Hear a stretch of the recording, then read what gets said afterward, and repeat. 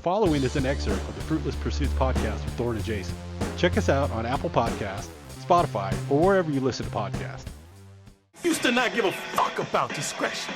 What the fuck, man? One of the bands we talked about last week really got, there was a lot of traction on the YouTube clip that we posted. And I thought it was really interesting because it started off kind of slow, but eventually we really started seeing a lot of traffic. And that was when we were talking about the Mars Volta box set that Absolutely. they released, which is like this giant completist version of basically all their records that had other people's, whether they be producers or record label execs or whatever. There's just other people's fingerprints all over that shit. And they felt like it had not been handled the way that they wanted it handled. So they footed the bill and worked out a deal with, I forget the name of the label. It's something Cloud. But they put out this massive box set. It's like 18 discs, lots of peripherals and photo books and all kinds of stuff at the low price of $469, $489, somewhere in that neighborhood. They only made 5,000 copies, sold out immediately. One of the things that was in that I thought was really interesting that I didn't know when we talked about this last week were apparently some demos for Deloused that were recorded almost immediately. I would assume somewhere in the Tremulant times, right after the folding of At the Drive-In. Right. Well, yeah, that's what some of the press is that these were recorded like as that was going down, as At the Drive-In is falling apart. They're recording some of these demos. Yeah, which I don't fully understand the timeline because I know like in that interim they also did like a dub project of some sort. So I don't know timeline wise where that all falls in, but that makes sense. That first that Tremulant EP has that all over it, doesn't it? It does. It's funny. I was playing it one night at the restaurant I was working at, and it was closing down. And this guy was coming up, and he goes, "I didn't know you like jungle music." And it's interesting, but they were definitely doing that. They were branching out, And there's pieces of that on Deloused too, right? Oh, absolutely. Yeah. And you totally. It's so cool to get this stuff back. And what's really interesting about that, some of the comments on the YouTube video, we actually got to talk to some folks who bought the box set, and no one was upset with their purchase.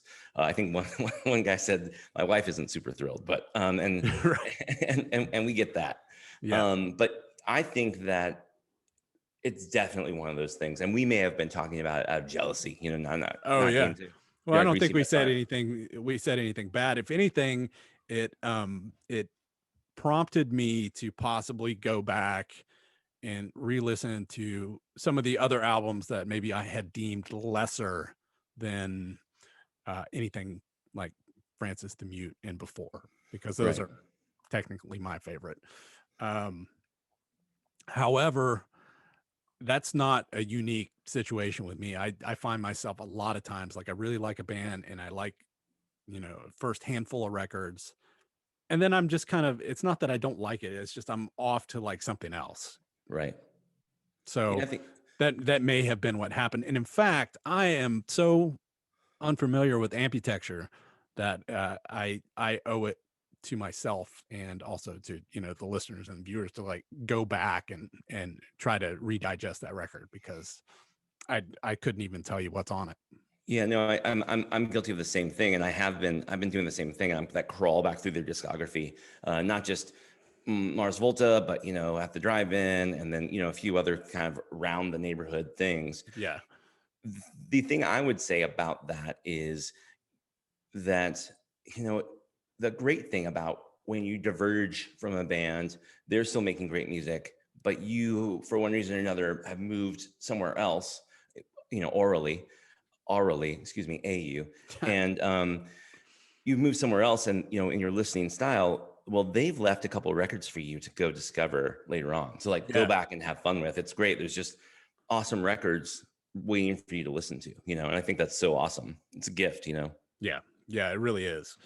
So this little sub release, I guess, is called Landscape Tantrums, and it has early versions of some stuff off Deloused. Interlata ESP is the one that they kind of call out in the article that I read. And they point to some differentiation between like the demo versions and the later version that appeared on Deloused. Well, and just listening to it, it seems that most of what it's missing is like that, like the flourishing that record has in general. You know, a lot of the songs lead from one to another, or there's codas, if you will, things that come back up Right. from in other Yeah, songs. there's motifs and movements that Absolutely, intros and outros and that's mostly what seems to be missing from these demos. So it makes complete sense. Yeah. What's cool is if you didn't have the scratch to spring for one of the 5,000 copies of the box set, they are doing a digital release on April 23rd of just this EP. Or I say EP, that may not be correct, but these demo songs, the Landscape Tantrums sessions, if you will. So April 23rd, they are releasing a digital version of that, which will, being someone who didn't get the box set, I will be checking that out. Yeah, absolutely. I mean, right now that the Interactive ESP is on, like, at least Spotify platform. Oh, cool. So that's listenable at this very moment. It's unfortunate to me that with the way streaming platforms work, that they haven't figured out how to go in and Taylor Swift this, in the sense that they've remastered these things, like just replace them on streaming. You know what I mean? Right, And right. and I'm sure that's a record label money thing, but it would be great to hear. They would these have songs. to, as I understand it, they would probably have to re-record everything. If the label gave them the money to go in the studio and actually track the record, they would have to re-record everything. And that's where you get into this weird thing. Like for Taylor Swift to go into a studio and play these songs that she wrote, that, it's a lot of it's just like a vocal melody and maybe an accompanying guitar and some really basic background tracks. Mm-hmm. To recreate Deloused or any of these records is, some of that stuff is just lightning in a bottle. You're never going to get it back. Yeah, You know what I mean? I do know what you mean, and I can agree with that. I mean, you are looking. We were speaking earlier, and I forgot that like Flea played bass on this record. Right. You have Flea and John Theodore's the rhythm section for that record. It's right. No wonder, right? No wonder it's so amazing and transfixing. And there was I had read an article that was talking about maybe it was Amputecture. I don't remember which record it was, but it was the one that Frusciante played on. And as I understand it, Omar had him play the parts so that he could like listen to it from a producer standpoint. So he taught John Frusciante the guitar parts and then kind of stepped away and took on this other role and let John play the stuff. So which is really cool. It's a for somebody who is known as kind of like a control freak. It's interesting to hear that. Yeah, absolutely. I mean, but what better? I mean, can you imagine another person? No, you'd have to. I mean, obviously he was handpicked. It's not, Right. It's not just some random session player that he was like, teaching the songs to. Absolutely. Well, there's an interesting kind of connection in, and we all know how you feel about Rick Rubin, so there's no need in reaction, Jason. But there's the interesting connection of Rick Rubin here, because you have him, and I wonder what role he played in bringing Flea to this project. Right. But the Mars Volta regularly toured as an opener for the Red Hot Chili Peppers early on. So I'm not surprised that you see them, kind of popping up together. And I mean, you have these amazingly talented players, and they're going to be, and really their styles aren't so varied.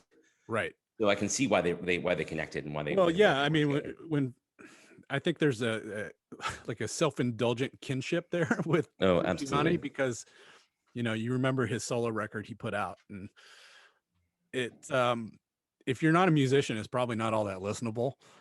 It's got some great stuff on it, but it did very much have that vibe of like, I'm just making this for myself, and if you like it, you like it. If you don't, you don't. Yeah, Which yeah, seems like right in the wheelhouse of Omar and Cedric. yeah. Well, and that would be my one, and I'd love to hear people clap back on this, but I mean that's my one kind of critique, or the way I see it anyway, from Mars Volta, is that as they got lauded and appreciated for their musicianship and what they were doing, they kept drifting farther and farther from center, almost by permission, Right. or by ego and what have you. That, oh well, we can do whatever we want. We've been pronounced as genius. I heard Cedric on a interview with Dean Del Rey, and he admits as much. He said, I'm paraphrasing here, but this is the gist of it, that number one, letting John Theodore go was the worst mistake they ever made. Now, this is I agree. saying, not me. Yeah. Obviously I feel that way, but so he said that was the biggest mistake they made, and the fact that they indulged in that, and when the press like really just started, when there was a photo shoot or whatever, it's just those two guys. It's not. Oh, absolutely. It's not the band.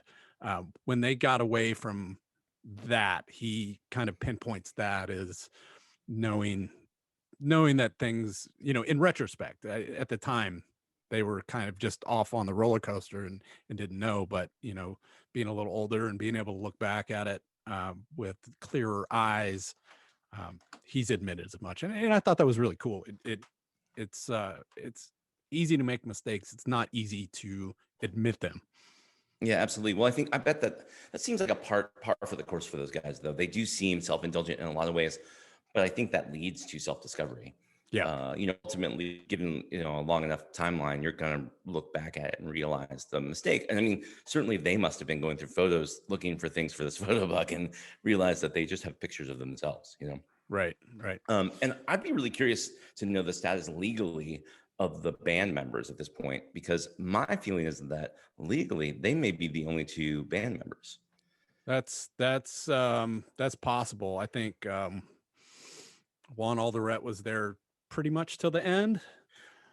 And aside from that, I don't know. I know they went through a bunch of drummers. Thomas Pridgeon played on 2 records, and while he's a hell of a drummer, I don't know that it ever like clicked the same way. And they had some other guys come in and out of the band. I forget who the last guy that played. The last guy that they had on was he beats them. He's a killer drummer. But isn't it? It's D. Anthony Parks, right? Like, and yeah, I'm not sure. Anthony Parks, right? Yeah. Yeah. And I'm cheating, but he's a murderer. He's a fucking legit killer. They don't pick up slackers. No, because it's you have Rodríguez-López as like he's well known as like this Frank Zappa like taskmaster. Yeah. And you just can't survive in his presence. He's demanding, by all accounts. I was kicked out of the band early, so I don't really have a lot of experience with it. But by all accounts, demanding. Yeah.